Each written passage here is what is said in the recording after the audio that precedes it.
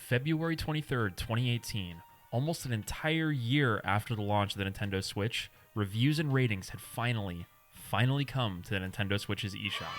It might have taken a whole year, but players finally had the chance to leave reviews and rate games, if only for select titles. But I say had in the past tense, because just 5 days later, Nintendo seemingly had a change of heart. Their review system quietly disappeared overnight, and ratings and scores on games went away, never to return to the Switch eShop. Now today, pretty much 5 years later, the Nintendo Switch eShop remains one of the only digital storefronts in the world where users can't even see basic reviews and ratings on games they're about to spend money on. And I'm not going to harp on this too much, but I think it's worth pointing out that pretty much every other online cesspool that we all shop from has the decency to allow users to leave scores and ratings and feedback on products and games and apps. If you think about Xbox, PSN, Steam, the Meta Questverse Store, whatever it's called, the Google Play Store, the Apple App Store, every single one of these platforms allows users to at least leave ratings, most of the time comments on apps and games that other people are about to spend their money on. But not Nintendo and not the Switch eShop. The Nintendo Switch eShop is the only one out of all the platforms I just listed where 100% of the content on that product listing or game listing is from the publisher and from Nintendo, and users have no stake, no say in what's on that. No rating, no review, no score, no nothing. I want you to think about that for a moment.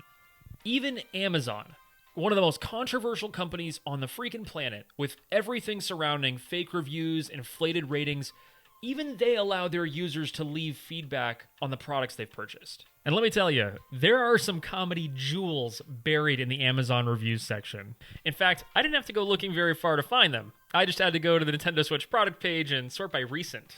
I just bought this Nintendo Switch for $300 2 weeks ago, then spent another When it arrived, my ex-husband let my son open it, and it was broken only one side. The box arrived full of some type of oil and in poor condition. The Nintendo equally dirty with the same oil. I mean, I personally want to know if there was a string of oil-covered Nintendo Switches being sent to shoppers. That seems like useful, if oddly specific information to be aware of. But maybe you feel differently. Maybe you're like this guy who wrote, "I just want to watch the world burn." And yeah, it goes without saying, not every review left online is sincere or even relevant to the item in question. But the point is that at least these shoppers had the opportunity to leave their reviews and comments and warnings for other shoppers on Amazon. The Nintendo Switch eShop is a totally different story. If you buy a digital game on the Switch eShop and you find out that it's not what was advertised at all, or you don't like it, you're up creek without a paddle. Nintendo's refund policies make it excruciatingly clear that they're not interested in giving you a refund if you didn't like a game. That's what they call a mistaken purchase. But damn, isn't it hard to know if you're gonna like a game if all you have to go on is a couple very curated, very selected screenshots and absolutely no user reviews and no ratings? And in the 5 years that have passed since the review system was taken offline, Nintendo's silence on this topic really says it all. We don't want your reviews and we don't want your ratings on the Switch eShop. That's the only way I can interpret their actions here. And this is a real problem for consumers, because if you felt that a game was misleading or that it ran poorly, that's something you'd have to find out beforehand, before you make the purchase, because once you hand Nintendo your money, good luck getting a refund. I'm just going to come out right and say it. This sucks. And honestly, I think it's shameful. I think it's shameful for a company like Nintendo, with their size, with their power, and with their audience of young fans and with parents and people who grew up playing their games. I think it's shameful that you can't even see basic reviews or ratings on their eShop, and once you do spend money, you're SOL. That's why today, we're here to talk about 3 very, very simple things. 1, what it means for consumers when they don't have access to reviews or ratings on a digital storefront. 2, why this situation is incredibly borked on the Nintendo Switch. And 3, and most important, why Nintendo shut the review system off in the first place. My name is Clyde, and welcome to Nintendo Is Not Your Friend. This is a weekly series where we're going to be diving into the many, many anti-consumer business practices that Nintendo likes to engage in over the years. If you like this video, subscribe for the next in the series, blah, blah, blah. You know this spiel. Let's get into it. And I want to start by acknowledging the most obvious question in this conversation, which is, why does this even matter? Why should anyone, even people that own a Nintendo Switch, why should they care if Nintendo allows them to leave reviews to the eShop? And to help me answer that question, I'd like to show you a trailer for a real game you can buy on the Nintendo Switch right now.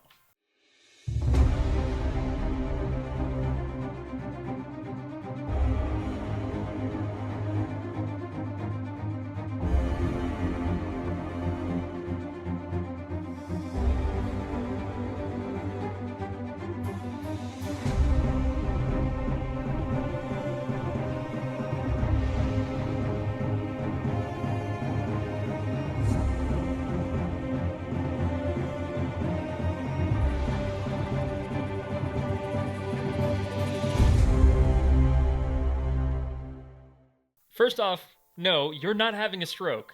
That is a real video game in which characters like Buddha, Jesus Christ, and Santa fight to the death a la Mortal Kombat. Second, and even more astonishing, is that the game actually gets pretty good reviews. On PSN, it's 4 out of 5 stars, and on Steam, it's sitting at a very high user score. And believe me, I went digging for dirt on this one, but a lot of the reviews I found were actually glowing. The Lost 11th Commandment, thou shalt catch these hands. I can't believe we live in a timeline where people might say nerf Jesus Christ and be serious about it.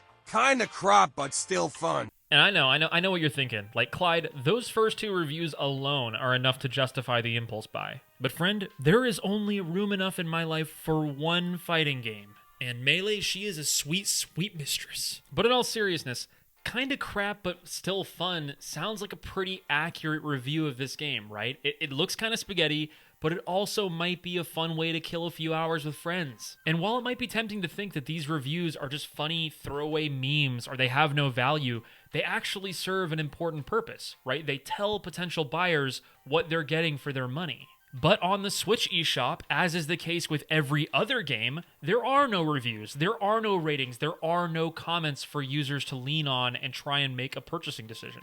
And if you're tempted to sit back and maybe base a purchasing decision for the Switch's version on a PSN score or a Steam score, you might be in for a rude awakening. And that's because on Metacritic, the Switch version of the game is sitting at a blistering 36 out of 100, and the user score isn't much prettier. And this brings us to the real value of seeing user comments on digital storefronts, right? Because without them, we have no idea what the underlying issues are. Maybe the game is poorly optimized for the Switch's hardware. Maybe the Switch version is loaded up with really awful, aggressive microtransactions. Maybe it's some other issue entirely. Whatever the reason may be, without some kind of review system in place, Switch users are forced to draw their own conclusions.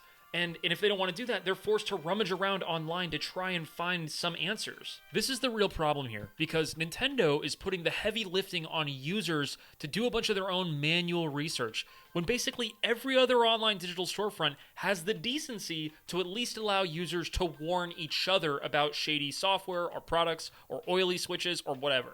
And I imagine that there are some percentage of people out there that are leaning back in their chairs and channeling their inner Blizzard executives right about now. Do you guys not have phones? Yeah, you guys all have phones. Right, like, Clyde, take your terrible haircut over to Metacritic and do your homework like everybody else. And to that I say, I hope you're really good at searching Metacritic quickly, because if you've ever tried to browse the eShop on the Nintendo Switch, then you probably know firsthand just how inundated it is, how filled to the brim it is with absolutely shoddy-looking games. Don't take my word for it, though. In fact, here's a clip of games journalist Jim Sterling describing how the Switch's eShop ecosystem was like in a video just last year.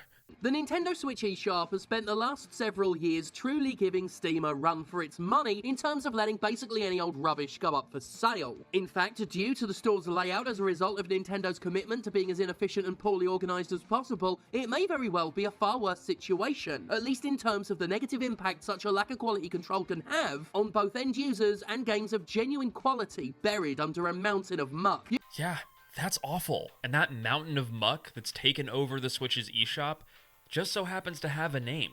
It's shovelware. If you haven't heard this term before, Wikipedia defines it as, and let me read here, individual video games or software bundles known more for the quantity of what's included than for the quality or usefulness. But if that description is too much to process, Google Images got you covered. Feast your eyes on this image from a Wired article, and fun fact, this is actually what comes up if you Google what is shovelware. This is the first image that comes up, and yeah, this is actually from an article describing the problem all the way back from the days of the Nintendo Wii. And I'll admit, I stared way too long at this image trying to figure out what was going on, but the only title I really locked in on was this one right here at the front called Anubis 2. I've never played Anubis 1, but yeah, I mean, Anubis 2 is apparently how Wired wanted to define shovelware. Which, by the way, thank goodness there are people out there that actually take time and sacrifice their own precious hours in the day to generally warn audiences about how bad some of these games are, particularly games like Anubis 2.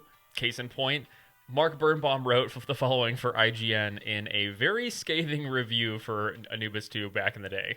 Step away from the budget title, slowly turn around, and make for the exit. There are 9 levels in the game, but why you'd want to play past the first few steps of the first stage is a question only a neurologist could answer. But to return to the original point that I was trying to make, games, ports, re-releases like this are a huge, huge problem on the Nintendo Switch because there's just so many of them, and it puts all this extra work on users, consumers, shoppers like us to do research before we're actually purchasing the game in question. I want you to imagine this for a second. Let's say you're a parent, maybe you are one, and you've had a long day at work, you come home, your kid runs up to you and they say, "Mommy, Daddy, I want to buy Anubis 2," or insert whatever shovelware title here.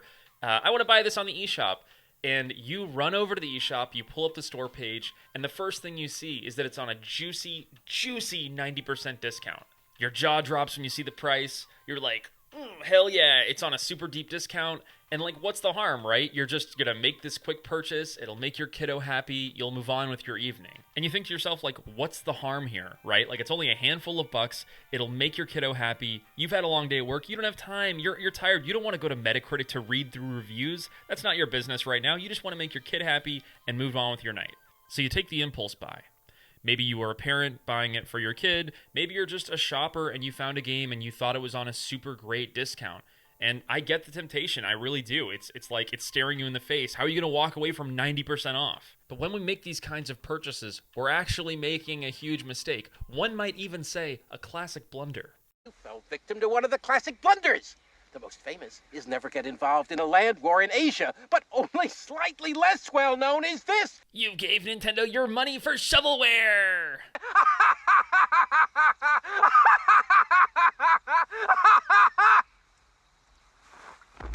And that's because the shovelware we just bought thinking it was on sale is probably always on sale. So it's not just crap, it's literally cheap crap, and we've been suckered into buying it with an impulse buy.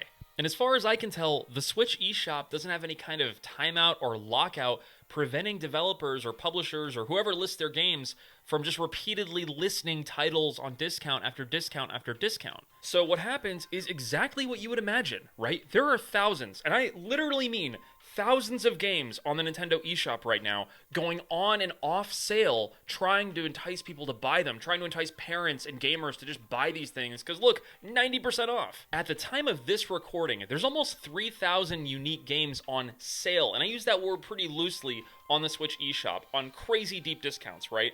And it's not surprising that fans have had to set up entire websites like Deku Deals to track this kind of stuff. They want to find out, am I actually even getting a good deal on this game, or is this one of the many games that's just always on sale? And before we move on, I just want us to take a step back and just acknowledge how f***ed with a capital F this situation is so far. We've got an eShop that is filled to the brim with thousands of games constantly going on and off sale. Many of those games are just complete and utter garbage. We've got an ecosystem with absolutely no reviews, no ratings, no price history, barely any content taggings, and users are incredibly uninformed on the eShop. And you couch all of that anti-consumer BS with one of the worst refund policies in modern gaming. It's not surprising my parents are absolutely exhausted by this system, and they're clicking purchase. And in doing so, they have rewarded the shoddy developer for putting their crap on the eShop in the first place, and crucially, Nintendo has gotten their cut, which some reports put as low as 30%, some reports put as high as 50%. This is where I put to you, dear listener, that the real reason lies that Nintendo doesn't want a review system on their platform. Because if exhausted parents go to the eShop to buy a game for their kid,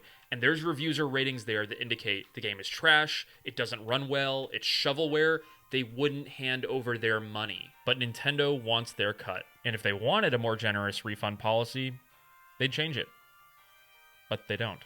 And if you're doubting whether or not this strategy or these policies might actually be working out well for Nintendo, just consider the fact that Nintendo's now Japan's richest company. They're the richest company in the country with $11.5 billion in assets. So yeah, parents and gamers and kids are handing over their money on the Nintendo eShop, and that has absolutely contributed to their success. And if you're thinking that maybe like not having a review system on the Switch eShop might actually be hurting some of their games' visibility or somehow hurting their sales or hurting their accolades, I am here to tell you that is absolutely not the case. Having a lack of a review system on the eShop didn't impede Tears of the Kingdom from scooping up dozens of Game of the Year awards. But I would argue it absolutely does help them quietly move on from the recent technical debacles around Pokemon Scarlet and Violet, as an example. Consider a game with a powerful brand like Jedi Survivor, which launched last year to absolutely terrible technical reviews, deservedly so. It's taken the game basically an entire year to make that climb from mixed to mostly positive on Steam, and I absolutely believe, confidently, that score, those reviews, have had a negative impact on the game's sales. Do you really think Nintendo has any interest at all in letting users share their technical feedback on games like Pokemon Scarlet or Violet, knowing that it will absolutely have some kind of negative impact on those games and those sales? Instead, they've decided to pretty much do the exact opposite. They give absolutely no warning about technical issues or user feedback on the store page, and if you go to the Nintendo store page for these games, it's all roses and sunshine, beautiful pictures, happy Pokemon, blah. And if you want anything even remotely resembling an unbiased opinion about the game, you better be willing to do your homework. In fact, let's do some of that homework. You know, because Nintendo's not going to do it for us. So let's see what fans had to say about the newest Pokemon games for the Nintendo Switch.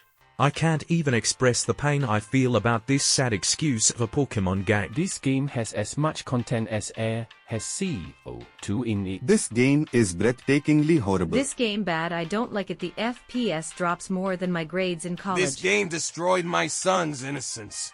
Okay, full disclosure, that last one was actually a review for Roblox, but I had to include it because how could I not? 2024 just hits different. I mean, what a way for a child to lose their innocence. I mean, I was almost expecting a game where you roll up and take down Jesus as Buddha or Gandhi or... All right, returning to the topic at hand. More than anything else, please understand, I'm not saying you're an idiot or a bad person if you or your friends or your kids enjoy Nintendo games. That's awesome, and I genuinely hope that continues for many years to come. I have incredible memories growing up with my dad playing Pilot Wings on the Super Nintendo, or my teenage years being spent gathered around a television playing Smash Bros. With friends.